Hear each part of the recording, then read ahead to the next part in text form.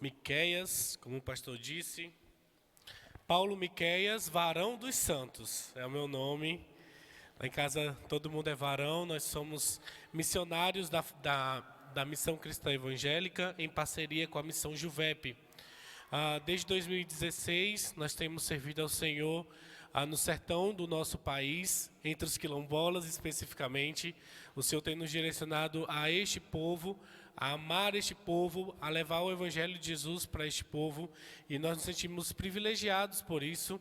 Nesses quase 10 anos que temos caminhado, trabalhamos diretamente com o plantio e com a edificação da Igreja do Senhor no sertão, e tivemos muitas experiências, aprendemos, crescemos, aprendemos a nos comunicar com este povo, a transmitir o Evangelho de uma forma clara, e isso para nós é uma riqueza. Neste último ano, nós tivemos uma licença do campo. A nossa filha, Anne, ela nasceu com algumas limitações de saúde, onde lá no sertão onde vivíamos não tinha estrutura para cuidar dela, precisamos sair, precisávamos cuidar dela, precisávamos cuidar de nós, e debaixo da bênção da MCE, nós tiramos esse tempo de licença, fomos acompanhados pelo Ministério Oasis, e nós somos privilegiados por ter vivido isso, né? Eu falo que a igreja sustentar o missionário no campo é o papel dela. A Igreja do Senhor existe para cumprir a missão do Senhor, para tornar o nome de Cristo conhecido.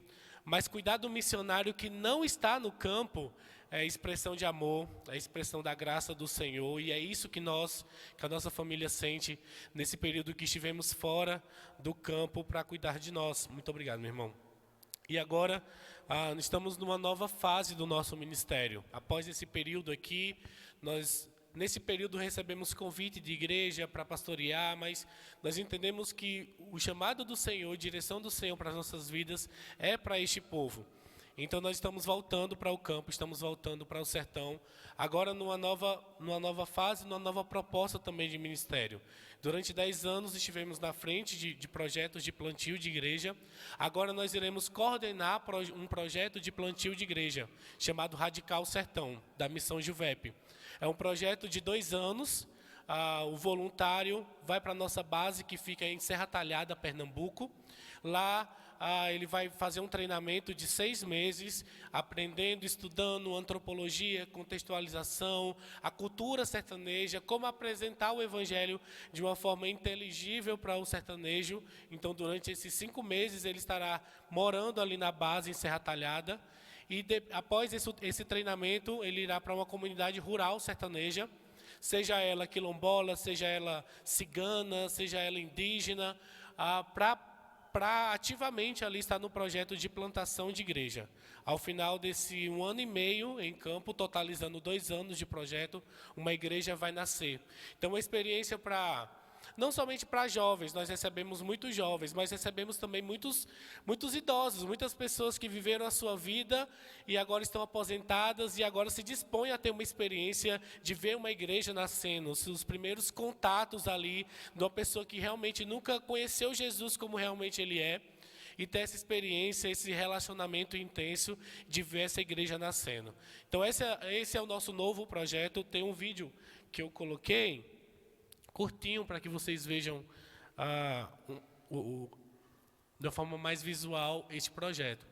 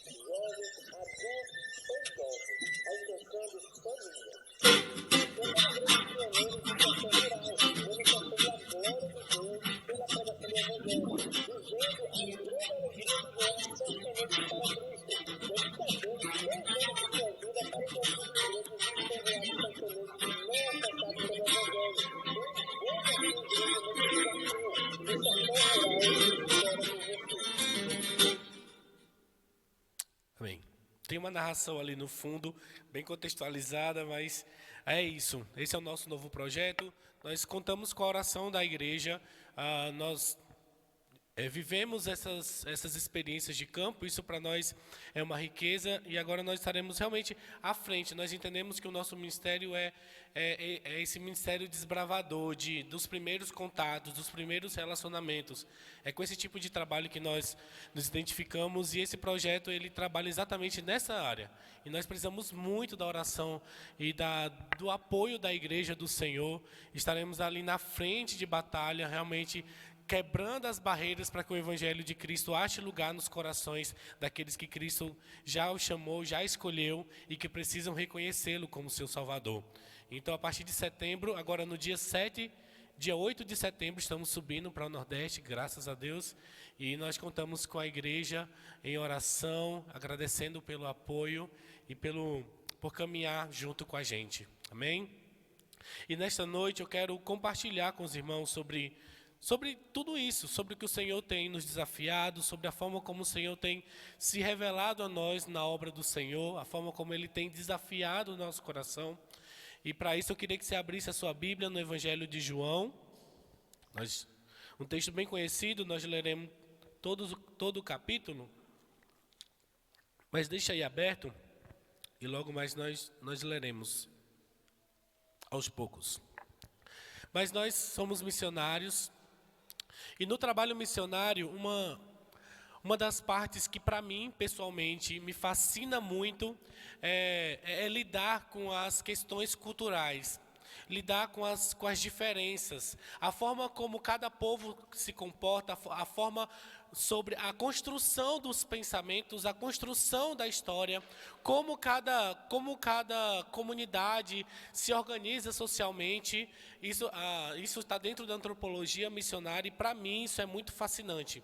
Lidar com essas diferenças, lidar com as individualidades de cada povo, de cada segmento, de lidar com as questões históricas, aquilo que se torna barreira, aquilo que se torna oportunidade do compartilhamento do Evangelho.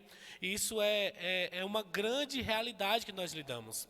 E quando nós tocamos numa cultura diferente, quando nós nos propomos a viver ali, nos relacionarmos, nós nos deparamos com algumas barreiras que são reais. Eu coloquei aqui para os irmãos, nós lidamos com barreiras culturais, sobre o comportamento deles, sobre a forma como eles vivem, sobre as suas vestimentas, a sua cultura, barreiras na sua língua, às vezes os indígenas, por exemplo, barreiras na sua história, na construção de cada um, entre os quilombolas especificamente, isso é muito forte, são remanescentes de escravos que se organizam ali em comunidades e mantêm ali os seus costumes, as suas crenças, as suas vestimentas, a sua alimentação. Então, e as questões sociais, estruturais e tudo mais. São muitas peculiaridades, são muitas coisas a se considerar quando nós lidamos com uma cultura diferente. E isso o missionário, ele lida diretamente. Mas existem outro tipo de barreira também. As nossas próprias barreiras pessoais, os nossos próprios preconceitos, as nossas próprias limitações, a nossa própria condição, a nossa própria disposição. O lema desse projeto que iremos participar agora, do Radical Sertão, que está escrito assim na camiseta, é: até onde você iria por uma alma? Essa é a frase, a única coisa que tem assim na camiseta. Até onde você iria por uma alma? E que questionamento, não é? Questionamento que mexe com a gente. Qual o tamanho da nossa disposição? E a nossa disposição de pregar o Evangelho, a nossa disposição de ser testemunha de Cristo, até onde nós iremos? O que nós estamos dispostos a viver para que esse nome seja anunciado, para que esse nome seja adorado? Até onde você iria por uma alma? Se a sua disposição e a sua condição é de ir até o outro lado da rua, meu irmão, vá e pregue o Evangelho, anuncie Jesus Cristo. Se a sua disposição é de ir um pouquinho mais, talvez num outro bairro, outra vez numa outra cidade próxima, vá, meu irmão, e viva Jesus Cristo, e testemunhe o amor de Cristo. Mas o Senhor tem levantado, graças a Deus, homens e mulheres dispostas a irem aos povoados mais distantes, às comunidades mais isoladas, para anunciar o nome de Cristo, para que os filhos dele, os filhos de Deus, sejam alcançados por esse evangelho. Mas são muitas barreiras. E se nós olharmos, realmente, são muitas as barreiras, e se formos olharmos e nos focarmos nelas, é desanimador. Mas a boa notícia que eu tenho para dar, meus irmãos, nessa noite, e é o que eu quero ver neste texto bíblico, é que o Senhor, que Jesus Cristo, Ele é especialista em derrubar barreiras. Ele é especialista em destruir barreiras. E não há barreiras que possam resistir diante do desejo que o Senhor tem de que o seu nome seja adorado. Esse texto, na história da missão, nós vemos testemunhos grandiosos sobre isso. No relato bíblico nós vemos testemunhos, na minha caminhada nós vemos testemunho. O Senhor é bom e Ele quer que o seu nome seja adorado. E para Ele não há barreiras que vão impedir de que o seu nome seja proclamado. Eu coloquei aqui, pode passar, meu irmão, por favor. Você passa mais para mim? O próximo. Eu coloquei aqui algumas barreiras que para a gente lá no campo foram vencidas para que o nome de Cristo foram.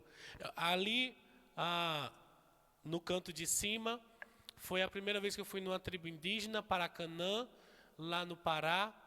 Aqui é a foto do nosso casamento. Nós nos casamos dentro da comunidade quilombola em 2019.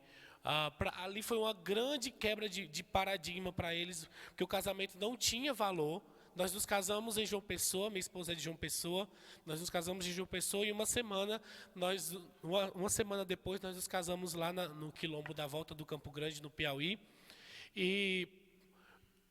Porque para eles o casamento não tinha valor. Eu já estava morando com eles lá durante 2 anos e agora a Rebeca ia entrar e fazer parte daquela vivência. Então nós achamos importante que eles participassem da cerimônia e que eles vissem como que um homem de Deus, uma mulher de Deus se comporta. Eu entendo que o nosso principal papel ali, obviamente, além de pregar o evangelho, eles olhavam para nós e queriam ver como que um homem de Deus se comporta, como que um homem de Deus fala, como que um homem de Deus se relaciona, e da mesma forma com minha esposa.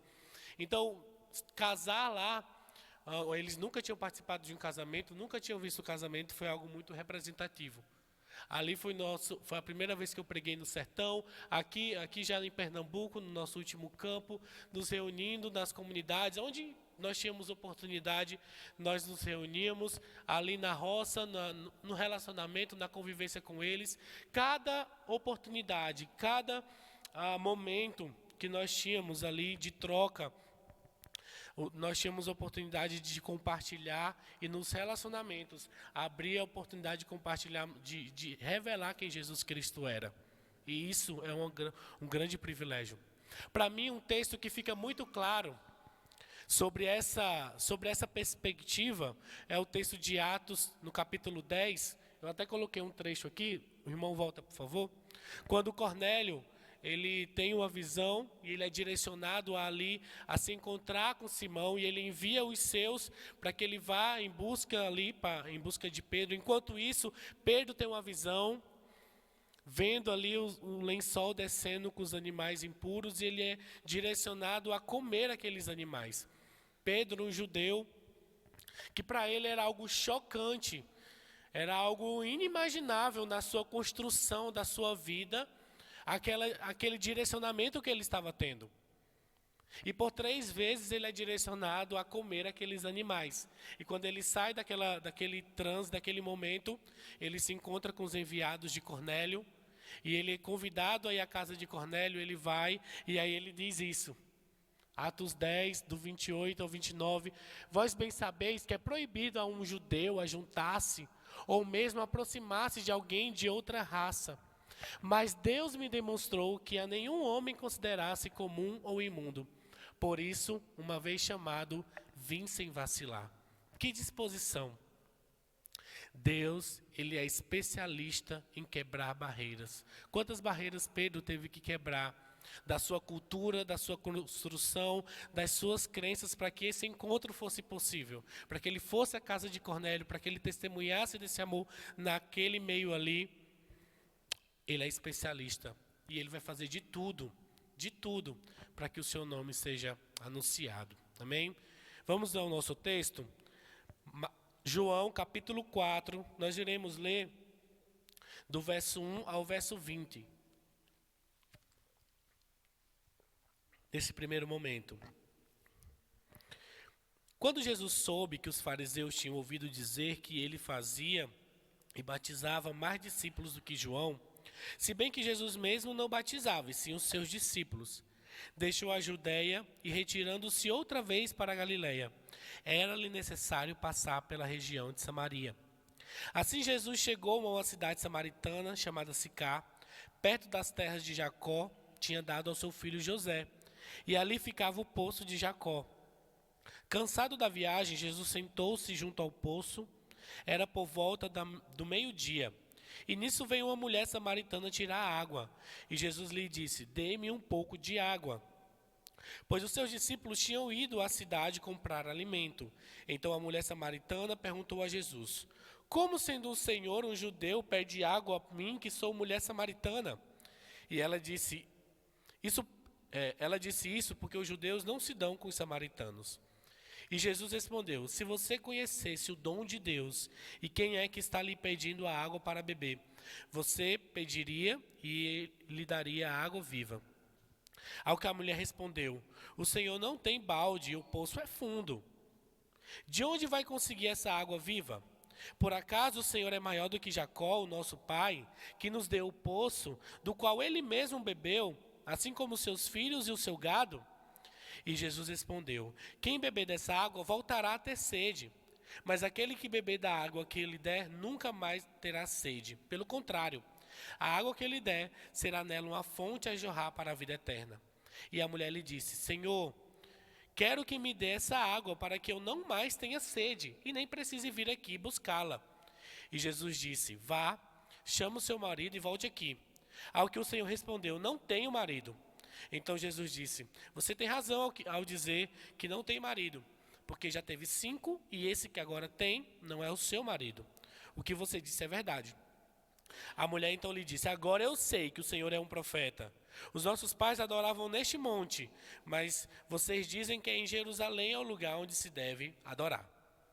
Graças te damos, Senhor, pela tua verdade.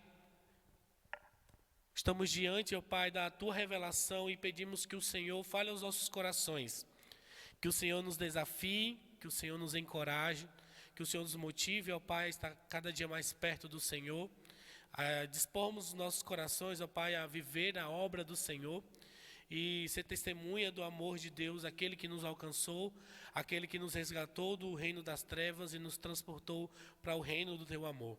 Em nome de Jesus Cristo, que a tua verdade ache lugar em nossos corações nesta noite. Amém e amém. Então, o Deus que destrói barreiras é o Deus que me conhece. Jesus, ele estava de viagem, indo para Galiléia, e precisava passar por Samaria. Chegou ali em Sicá, cansado. Ele se senta na beira do poço, porque estava cansado e com sede. Necessidades que são reais, necessidades que são legítimas. E ele senta ali e pede para aquela mulher, conversa com aquela mulher. Jesus tinha um plano. Jesus começa a conversar com aquela mulher e ele tinha um propósito. Ele aborda ali um problema real que ela tinha, uma necessidade real que ela tinha, que era a sede. A necessidade dela e a necessidade deles. Há uma identificação ali. Os dois têm uma necessidade que é legítima, a água, a sede. E Jesus se aproxima daquela mulher, reconhece naquela mulher, e ali estão alinhados, né, os níveis diante da necessidade. E eu penso naquela mulher: quem é esse homem? Quem é esse homem que me trata como se eu tivesse dignidade? Uma das coisas que nós temos visto muito no trabalho missionário, mas também na igreja no geral, a igreja tem se confundido muito com o que é o trabalho missionário. O que é missões? Tem uma sentença que diz: se tudo é missões, nada é missão. Se todo mundo é missionário, ninguém é missionário. E eu concordo muito com isso. A igreja tem se empenhado muito em reparar danos, em suprir necessidades que estão nesse campo, em tratar com dignidade e atribuir isso salvação. Atribuir isso um caminho da salvação. Tratar com dignidade não é redentivo. Óbvio que nós, como cristãos, precisamos tratar com amor e não deixaremos de fazer isso, com respeito e com graça. Mas não podemos atribuir salvação a isso. No contexto onde a gente vive, do sertão, nós lidamos com situações extremas, com necessidades extremas e que são reais. Você entrar numa casa e você pensar que não tem condição de uma pessoa morar em situações como aquela. Mas diante de tantas realidades que nós vemos, meus irmãos, são 10 anos que a gente trabalha no sertão. Falta água, falta recursos, falta políticas públicas, falta muita coisa. Mas principalmente, essencialmente, nós entendemos que a maior necessidade do sertão é de Jesus Cristo. E eu entendo e vejo na nossa caminhada aqui, onde Cristo chega, todas as necessidades são supridas. Há transformação em todas as realidades. E isso é muito claro. Então aquela mulher tinha um problema. E era um problema real. Jesus entende a sua necessidade. Jesus acolhe a sua necessidade. Ela tinha sede. Mas aquela necessidade daquela mulher não representava toda a vida dela.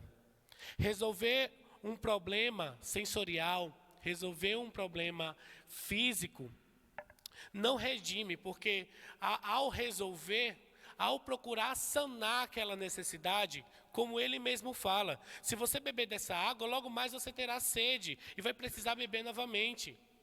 Resolver o problema da sede, resolver o problema da fome, resolver o problema do frio, resolver o problema da moradia, são necessidades reais, são necessidades legítimas. Jesus entende, Jesus acolhe aquela mulher. Mas essa não é toda a história. E Jesus sabe disso. Ao se aproximar daquela mulher, ao se interessar por aquela mulher, Jesus sabe que aquela não é toda a história. A questão é, do que nós temos sede? O que mata a nossa sede? Quais são as nossas necessidades? Jesus pegou o assunto da água e fisgou aquela mulher. Ela pensou, uma água que nunca mais eu vou precisar vir aqui enfrentar as minhas inimigas no sol quente do meio-dia para buscar água. Eu quero. É essa a oferta. E num contexto onde a gente trabalha, entre os quilombolas principalmente, tem muito disso. E Jesus estava oferecendo algo bom, então por que ela recusaria? Nós evangelizamos no sertão, apresentamos Jesus como Salvador, perguntamos se eles querem receber Jesus e eles dizem que querem, eles levantam a mão, eles aceitam a oração. Só que é um contexto muito sincrético. E o levantar da mão e o aceitar a oração, muitas vezes não representa o que para nós representa. Nós recebemos muitas equipes lá de evangelismo, as pessoas vão, pregam e voltam contando os testemunhos de conversão, mas a gente sabe que não é assim. O quilombola, o sertanejo em si, o brasileiro, na verdade, ele é muito sincrético. O sertanejo, ele é muito sincrético, mas o quilombola, ele é extremamente sincrético. Ele aceita Jesus, mas não como o seu único Senhor. Ele aceita Jesus como mais um Senhor. E isso é muito comum. Lá tinha a Maria do Meio. Maria do Meio, ela é médium desde os 12 anos. Ela, na sexta-feira, ela ia bater o tambor no Valmir, que é um macumbeiro. No sábado, ela ia rezar o terço no líder católico, no Valmir, e na Preta. E no domingo, ela ia para o culto lá com a gente. Na igreja dos crentes, como eles falam. E ela dizia, Deus me aceita em todos os lugares. Deus é um só e me aceita em todos os lugares. Então, quando apresentamos Jesus, Jesus, ele é mais um. Ouvi uma vez, lá no Ceará, a gente evangelizando, apresentei o plano de salvação, perguntei se ela queria, ela disse que aceitava Jesus, mas depois de Nossa Senhora de Padre Inciso. Então, na gama de crenças dela, cabia Jesus, mas cabia depois de Nossa Senhora e de Padre Inciso. Aquela mulher vê a essa água que Jesus tinha para oferecer como algo benéfico, algo que poderia melhorar a sua situação. mas ela não estava interessada na salvação. Jesus ali poderia furar um poço na sua casa, fazer um grande culto de inauguração, abrir um ponto de pregação na casa daquela mulher. Parece que Jesus não sabe nada de missões, né? Mas Jesus não estava... Furar o poço na casa daquela mulher não ia trazer a salvação que aquela mulher precisava. No máximo, ia reparar os danos do sofrimento que aquela mulher vivia. Jesus, ele tinha um plano. Ele queria alcançar o coração daquela mulher. E por isso ele sabia que a necessidade da água, a necessidade sensorial, não era toda a história daquela mulher. E aí ele chama, então traz aqui o seu marido. Começou com a água e agora traz o seu marido. E ela diz, eu não tenho marido. E realmente, já teve 5 e esse que você está agora não é o seu marido. E agora nós vemos que essa mulher, além de uma necessidade sensorial, ela tem uma necessidade emocional, ela tem uma necessidade afetiva. Os seus relacionamentos são quebrados, os seus relacionamentos são sofridos. Ela acaba de confessar ali a sua vida toda bagunçada, a sua vida de adultério e tudo mais. Ela tinha uma necessidade física, mas ela também tinha uma dificuldade, uma necessidade afetiva no seu coração. E na minha experiência, meus irmãos, esse combo de necessidades físicas mais necessidades afetivas, relacionamentos abusivos e quebrados e tudo mais, é o combo que Satanás tem sapateado na vida de muita gente por aí, nos campos missionários, por onde eu tenho passado. E onde também muito picareta tem se aproveitado dessa realidade, levando um evangelho falso, um evangelho ralo, para enganar essas pessoas. E é uma tristeza. Jesus poderia dizer para aquela mulher, traga aqui o seu marido, vamos começar um discipulado, vamos começar um estudo bíblico. Mas, meus irmãos, Deus conhece os nossos corações. Deus conhece a nossa vida, Ele sabe de todas as nossas questões, Ele sabe aonde que Ele vai nos pegar, nos fisgar para alcançar o nosso coração. A sede era uma necessidade legítima, mas não era toda a história. Os seus relacionamentos quebrados, o seu sofrimento, a humilhação que essa mulher sofreu por causa dos homens que ela se relacionou, era uma dor legítima, era uma dor verdadeira, mas também não era toda a história daquela mulher. E às vezes, meus irmãos, nós focamos tanto nessas questões, e esquecemos da história maior, da história da história da salvação, da redenção que nós recebemos em Cristo Jesus. Deus, Ele conhece os nossos caminhos. Ele sabe do que nós precisamos para sermos encontrados por Ele. Ele vai usar o que Ele quiser para nos atrair. Como Ele usou a sarça ardente para atrair Moisés, como usou a água para atrair essa mulher. Ele sabe de onde precisa chegar para alcançar o nosso coração, para que sejamos salvos. Deus sabe das nossas necessidades. Ele conhece cada uma delas e Ele mesmo é a resposta e a solução para cada uma delas. Cristo é a resposta e a solução para cada uma das nossas necessidades. Então, Deus, que Ele é especialista em destruir barreiras. Ele conhece a nossa história. Ele sabe dos nossos tropeços. Ele sabe do que nós temos sede. E mesmo assim Ele está aqui nos convidando e nos pedindo aquilo que é de valor para nós. Para aquela mulher, a água foi um alto preço para ela. Era um sacrifício para ela sair no horário mais quente, escondida das outras mulheres, para que pudesse pegar água. E Jesus estava pedindo para ela exatamente o que era de grande valor, o que valia o seu sacrifício. É isso que Jesus nos pede. Do que nós temos sede? Quem sacia a nossa sede? O Senhor nos conhece. O Deus que destrói barreiras, em segundo lugar, Ele é o Deus que me converte. E nós leremos agora do verso 20 ao verso 26. Os nossos pais adoravam nesse monte, mas vocês dizem que em Jerusalém é o lugar onde se deve adorar. E Jesus respondeu, mulher, acredite no que eu digo. Vem a hora em que nem neste monte, nem em Jerusalém vocês adorarão o Pai. Vocês adoram o que não conhecem. Nós adoramos o que conhecemos, porque a salvação vem dos judeus. Mas vem a hora e já chegou em que os verdadeiros adoradores adorarão o Pai em espírito e em verdade. Porque são esses que o Pai procura para seus adoradores. Deus é espírito, e é necessário que os seus adoradores o adorem em espírito e em verdade.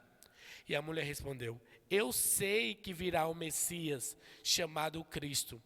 E quando ele vier, nos anunciará todas as coisas. Então Jesus disse: eu sou o Messias, eu que estou falando com você. Então aqui Jesus, parece aqui no verso 20 mais uma mudança de assunto. Mas na verdade, meus irmãos, eu creio que agora Jesus entrou no assunto. Desde o início Jesus queria entrar neste assunto, que era essa questão da idolatria no coração daquela mulher. Então este é o assunto principal desse texto. Então nisso aqui, meus irmãos, alinha toda a obra missionária, todos os campos, todos os povos, todas as nações, a necessidade do homem de adoração. Todo homem foi criado para adoração. Isso é a antropologia bíblica. Todo ser criado foi criado para adoração. Todo ser criado adora, ou a Deus, se não a Deus, a alguém ou a alguma coisa. Mas todo ser vivente adora. E esse retrato é muito claro. Vocês adoram o que não conhecem. Ou seja, eles adoram. Todos os povos adoram. Todo ser vivente adora. Mas não é uma adoração intuitiva. Não é uma adoração involuntária. Não é essa que o Pai está procurando. Mas sim uma adoração intencional. Eu falei aqui, agora há pouco, do sincretismo entre os quilombolas. Isso é muito forte. Os quilombolas são, como eu disse, africanos que foram trazidos da África. Eles foram trazidos juntamente, e junto com eles trouxeram os seus costumes, a sua cultura, o seu jeito de viver, o seu jeito de ver o mundo, a sua cosmovisão e também as suas crenças. E foram trazidos para um Brasil colônia, um Brasil católico, onde toda fazenda de engenho tinha uma capela e eles eram obrigados a participarem dos rituais católicos. Então o que eles faziam, esses africanos? Eles associavam os ritos católicos aos seus deuses africanos. Então, se eles eram obrigados a participar de uma missa de Nossa Senhora de Fátima, por exemplo, então eles tinham o deus, o orixá da religião deles, de matriz africana, que fazia associação à Nossa Senhora de Fátima. Eles participavam de um rito católico, fazendo referência à sua religião natural, africana. Então, esses africanos foram construídos e se estabelecendo nesse meio e misturando as crenças. Lá no Piauí, onde a gente morava, quem rezava o terço católico, que é um rito católico, quando um católico morre, rezar o terço lá em cima do caixão, era o macumbeiro da comunidade. Então é tudo muito misturado, as crenças são tudo muito misturadas. Uma adoração intuitiva que é recebida dos mais velhos. E esse é o apelo, essa é uma grande barreira para a evangelização, porque eles apelam nisso, esse apego à cultura, à tradição. Você abandonar a crença, a religião, é abandonar os seus ancestrais, é abandonar os seus pais, abandonar a sua história. E eles ficam aprisionados nessa crença. E a maior mentira que se tem contado é que, eu já ouvi isso demais, as pessoas vão para evangelizar e a pessoa diz: não, mas eu sou católico, eu já tenho a minha religião. Aí a pessoa diz: não, mas não se preocupe, porque Deus é um só. Não tem problema, Deus é um só. E essa, dói, no ouvido. Essa é a maior mentira de Satanás, porque não é um Deus só. O meu Deus não divide a sua glória. O meu Deus não compartilha do seu poder. Não pode ser um Deus só. E eu me questionava muito. No meu último ano de seminário, teve uma conferência teológica e foi com o Paulo Romero, que é um apologeta. E eu vi aquelas romarias, lá em Belém, tem do Sírio, lá em Juazeiro do Norte tem do Padre Cício, longas caminhadas, escadarias gigantes que eles sobem, assim, pagando promessa. E eu já vi pessoalmente muito isso acontecer. E eu ficava vendo tanta sinceridade, tanta entrega, tanto compromisso com aquilo que eles creem. E eu falava, Deus está vendo isso. Eles estão fazendo de verdade. Eles estão fazendo com a maior verdade daquilo que eles creem. Aí o Paulo Romero falou assim, crer em um Jesus errado leva para uma salvação errada que leva para um céu errado. Eles são sinceros da sua crença, mas eles são sinceramente enganados. Eles creem no Jesus errado, que leva para uma salvação totalmente errada. Eles precisam de Cristo. Eles precisam de Cristo. Não é uma adoração intuitiva, não é uma adoração involuntária, é uma adoração consciente. É isso que o Senhor está procurando. E ela diz assim, no verso 25, eu sei que virá o Messias. Ela cria, ela esperava, mas ela não viu. Ela aguardava a vinda de Jesus. Ela aguardava a vinda do Messias, ela cria que ele viria. Ele estava ali na sua frente, mas ela não reconheceu. Jesus pode estar ali, na frente, e eles não reconhecem. E eu acho que esse é um dos pontos que mais pesa para um missionário. A gente trabalhar, a gente sacrificar, a gente se entregar na pregação do Evangelho e as pessoas simplesmente rejeitarem. Não querer. Eles ouvem, eles entendem, mas não querem. E isso dói. Quando eu cheguei lá no Piauí, eu estudei sobre legislação católica, sobre legislação quilombola. Eu sabia que havia políticas públicas que eram de direito deles e tudo mais. E logo de cara eu vi que tinha muita coisa errada. Porque o presidente da associação, que era um macumbeiro, tinha micro-ônibus, tinha caminhonete, tinha 2 casas, tinha moto, tinha poço artesiano na casa dele. Enquanto isso, tinha gente lá embaixo que não tinha nem energia elétrica em casa. Falei, tem muita coisa errada aqui. Só que eu era o cara branco que estava chegando e que eu não podia chegar e já metendo o pé e tudo mais. Fiquei 1 ano ouvindo muitos relatos disso, muitas reclamações deles. E com 1 ano que eu estava lá, eles fizeram o impeachment do macumbeiro. Eles me chamaram para eu fazer parte, eles queriam tirar o macumbeiro da presidência da associação e colocar outro. Me chamaram para participar, como representando a igreja, e eu fui. E aí quem assumiu foi o seu Zeca, 70 anos, semi-analfabeto. Ele falou, pastor, eu preciso de ajuda. Aí eu fui com o seu Zeca, nós morávamos 7 horas de Teresina. Fomos a Teresina na sede do INCRA, porque é o INCRA que organiza, que administra as questões territoriais dos quilombolas. Fomos na sede do INCRA lá em Teresina, e lá na sede do INCRA dizia que lá na comunidade da volta tinha uma quadra de esportes, que foi enviado um recurso para a construção da quadra de esportes, que não existia, que foi enviado um recurso para a reforma da quadra de esportes, que não existia, que tinha Casa da Cultura, que tinha um trator para o pessoal plantar, para arar a terra e tudo mais, que não existia. Então alguém comeu, né? Alguém comeu. E aí, em dois dias que nós ficamos lá, nós conseguimos um projeto de criação de caprinos e ovinos. Cada família receber 10 cabeças de ovelha para fazer ali uma criação, com curral, com forrageira, com plantação para fazer a ração e tudo mais. Não era muito, era só se interessar em querer ajudar. Mas quando nós voltamos e levamos as notícias para eles, então criou-se muita expectativa do projeto que vai vir e que vai nos ajudar muito. E eu percebi que mudou a dinâmica. Eu chegava nas casas com violão para tocar uma música, para orar com eles, para compartilhar de um versículo, e a primeira pergunta que eles faziam era sobre o projeto, era sobre as ovelhas, era sobre o dinheiro que ia chegar e tudo mais. Então eu percebi que eles estavam mudando a visão deles. Eles estavam me colocando no lugar do Salvador. Eles diziam, esse aqui é o quilombola branco, esse aqui vai até Brasília brigar por nós e tudo mais. E aí eu percebi que estava errado, que tinha perdido o foco. Eu não fui para lá para isso. Porque nosso papel não... Eles estavam me colocando neste lugar do Salvador. E eu não fui para lá para ser o Salvador. Nós somos chamados para mostrar o caminho da salvação. E aí eu dei uma freada, né? Mas nós ajudamos muito. Mas tem muito disso.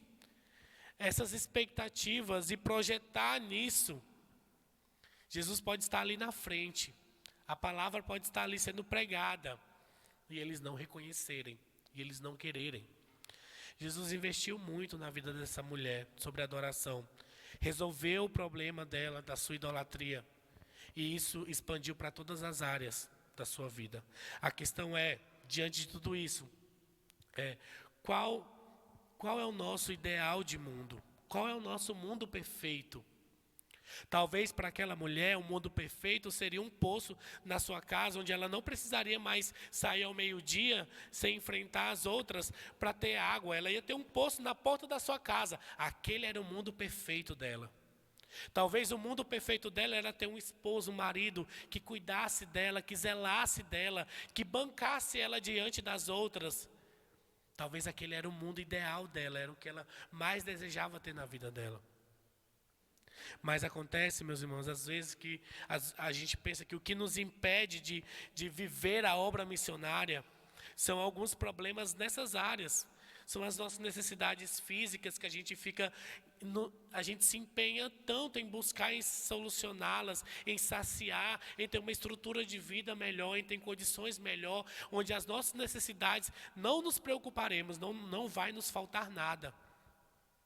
Ou estamos tão empenhados e desgastados com questões do nosso coração, com as nossas ansiedades, com as nossas preocupações, com as nossas dores, e gastamos tanta energia para superar, para suportar. E o que nós vemos aqui nesse texto, que todas essas são dores e são questões reais, e Jesus entende, Jesus acolhe, mas essa não é toda a história. Jesus sabia, Jesus queria alcançar o coração daquela mulher. Nós nos distraímos muito querendo resolver as nossas necessidades, querendo saciar as nossas dores, e perdemos o foco do propósito do Senhor nas nossas vidas, do plano perfeito do Senhor para as nossas vidas. Não se distraia, meu irmão. Não se distraia. Se no seu ideal de mundo, se no seu mundo perfeito não tem Cristo como centro, não tem Cristo como o principal, tem alguma coisa errada. Tem alguma coisa errada.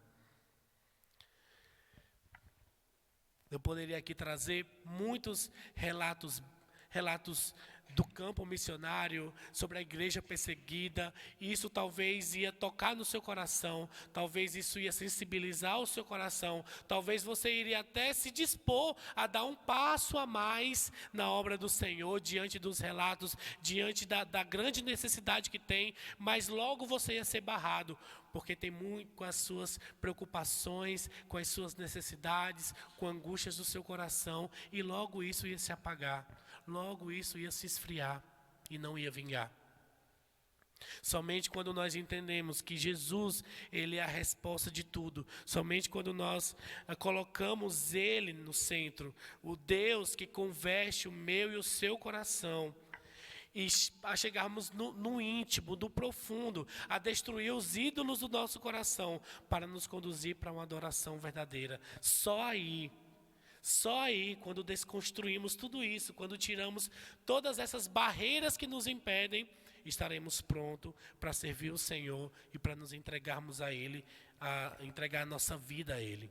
Só aí nós entenderemos o Evangelho de uma forma completa e transmitiremos o Evangelho de uma forma relevante aos outros. O Deus que destrói barreiras, Ele converte os nossos corações. Ele tira tudo aquilo que não é a prioridade, tudo aquilo que não é o centro da nossa vida, para que possamos olhar fixamente para a glória dEle.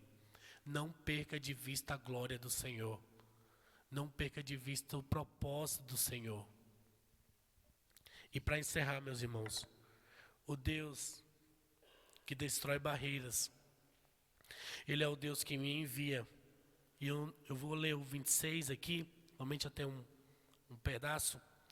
Então Jesus disse: eu sou o Messias e eu estou falando com você. E naquele momento chegaram os discípulos de Jesus e se admiraram ao vê-lo falando com uma mulher. Mas nenhum deles perguntou: o que você está querendo, ou por que o Senhor está falando com ela? Enquanto a mulher deixou o seu cântaro, foi à cidade e disse ao povo: venham comigo, vejam um homem que me disse tudo que eu fiz já na vida. Não seria ele por acaso o Cristo? Então saíram da cidade e foram até onde Jesus estava. E aqui Jesus vai trazendo esse relato para os discípulos, desafiando os discípulos para a sua obra. Mas o que eu queria destacar aqui nesse texto, meus irmãos, é essa mudança na vida dessa mulher. O texto diz que ela deixando o seu cântaro, no verso 28. Quanto a mulher deixou o seu cântaro e foi à cidade e disse ao povo. Deixando o seu cântaro, as suas necessidades foram saradas e ela encontrou a maior motivação da sua vida. Ela encontrou a sua vocação. O cântaro representava aquela necessidade que ela tinha. Ela tinha ido ao poço com o seu cântaro buscar água porque ela tinha sede. E o texto diz que agora, diante da revelação que ela tem do Cristo, do Messias aguardado, o texto é muito claro, ela deixa o seu cântaro. Ou seja, as suas necessidades ali não importam mais. A vergonha que ela tinha dos outros não importa mais. Jesus foi ali, alcançou o coração daquela mulher, converteu o coração daquela mulher e fez dela uma missionária. Ela saiu anunciando quem era Jesus Cristo, convidando os outros para ouvirem quem é Jesus Cristo. Lá no final a gente vê e agora eles falam, agora nós estamos aqui não somente pelo seu relato, mas porque nós também cremos, nós também ouvimos e cremos. Diante do encontro com Jesus, diante da revelação que nós temos de quem Jesus é, em Cristo, todas as nossas necessidades são saradas. E isso alcança todas as áreas da nossa vida. Sejam as necessidades físicas, sejam as necessidades do nosso coração. Jesus só quer a disposição do nosso coração. Ele quer a nossa disposição para que o seu nome seja anunciado, para que o seu nome seja glorificado. Ele vai destruir qualquer que sejam as barreiras para que isso aconteça. E nós vemos isso de uma forma muito clara. Eu coloquei essa imagem aqui. Esta é a vista da frente da minha casa. E aquela árvore chama aroeira. E você vê que está tudo seco. Está tudo seco e talvez aqui era setembro ou outubro. E nessa época realmente não chove no sertão, estava tudo seco. Mas aquela aroeira que ficava na frente da minha casa, ela nunca secava. Seca em inverno, ela sempre estava verde.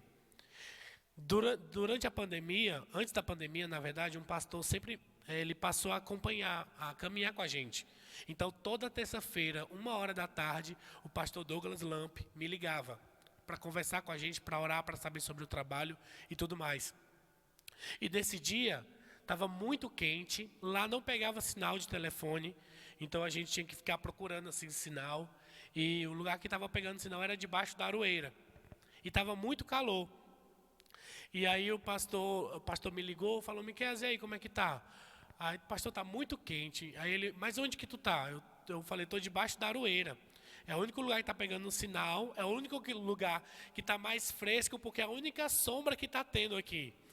E aí ele falou, mas não tá, eu falei, não tá legal porque ali você vê os animais saindo, como era a única sombra, as vacas, os bodes ficavam ali para se refrescar. Então estava cheio de cocô, de vaca, de bode. Então eu falei, pastor, não está sendo o melhor lugar, não está cheiroso, mas está sendo a melhor sombra que está tendo aqui, está sendo o lugar mais fresco que está tendo aqui.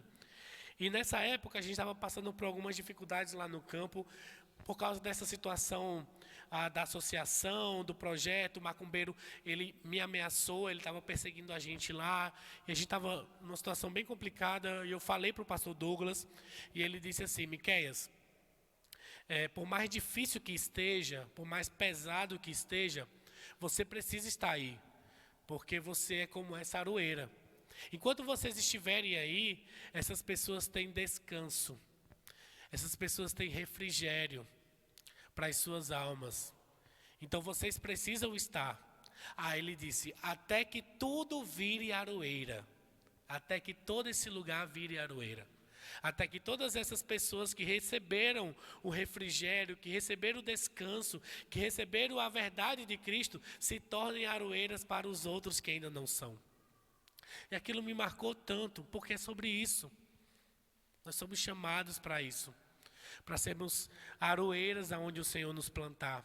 Para sermos descanso, para sermos refrigério, para sermos a revelação do Cristo que ama, que acolhe, que mostra o caminho da salvação. É para isso que nós somos chamados. Aquela mulher encontrou em Cristo esse refrigério. Encontrou em Cristo a aroeira. E se tornou uma aroeira, levando essa mensagem para os outros. É para isso que nós somos chamados. Eu não sei, meus irmãos, quais são as barreiras que você lida na sua vida. Não são quais são as ambições da sua vida. Não sei qual é o mundo ideal que você almeja. Não sei quais são as limitações que você enfrenta para se empenhar mais, para ser uma testemunha fiel, para ser ousado no testemunho do Evangelho de Jesus Cristo. Eu não sei. Mas a notícia que eu tenho para dar nessa noite, meus irmãos, que o texto bíblico nos traz é que Jesus ele é especialista em destruir barreiras.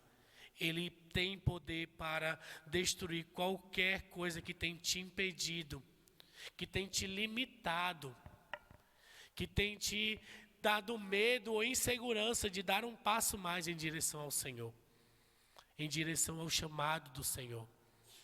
Não se distraia com as coisas desse mundo. Não se distraia com as necessidades e com as angústias desse mundo. Olhe para Cristo. Ele é o nosso Salvador. Ele é o nosso Redentor. Ele tem um plano perfeito para as nossas vidas. E Ele quer ser adorado por todos os povos e por todas as nações. Dispõe o seu coração para que Ele te use para a glória dEle. Amém? Vamos orar? Graças te damos, Senhor, nesta noite, pela Tua bondade, pela Tua verdade revelada. Ó Pai, desperta os nossos corações, move os nossos corações, ó Pai, para que possamos viver o Teu Evangelho, para que possamos testemunhar das verdades de Cristo, ó Pai, aonde quer que o Senhor nos levar. Perdoa as vezes que nós nos distraímos, ó Deus, com as nossas próprias angústias, com as nossas próprias dores, com as ambições do nosso coração, mas não nos deixe perder de vista a Tua glória, ó Pai. Que nós possamos viver os Teus propósitos em nossas vidas. Destrói, ó Pai, todas as barreiras, tudo aquilo que nos amarra, tudo aquilo que nos prende, toda aquela dor que nos impede de viver os Teus propósitos nas nossas vidas, ó Pai. Se há medo, que nós possamos encontrar segurança no Senhor. Se há tristeza, que nós possamos encontrar alegria no Senhor. Se há questionamentos, que nós possamos encontrar respostas no Senhor. Porque o Senhor é o Deus que sacia todas as nossas necessidades, ó Pai. Nos ajude a deixar o nosso cântaro, ó Pai, como aquela mulher, e seguirmos em direção ao Senhor, e vivermos a missão do Senhor para as nossas vidas. Desperta a Tua igreja, ó Pai. Desperta a Tua igreja em oração, em envolvimento, ó Pai, em clamor pela obra missionária. E se for da Tua vontade, ó Pai, levanta daqui, Deus, homens e mulheres, jovens, dispostos, ó Pai, a viver para o Teu reino, a pregar o Teu Evangelho, a serem enviados, ó Pai, para anunciar o Evangelho de Jesus Cristo àqueles que não conhecem. Que essa igreja seja um berço, ó Deus, um celeiro, ó Pai, dos Teus vocacionados, dos Teus chamados, ó Deus. Que essa igreja seja relevante para a glória do Senhor. É o que nós clamamos e pedimos em nome de Jesus Cristo. Amém, amém e amém.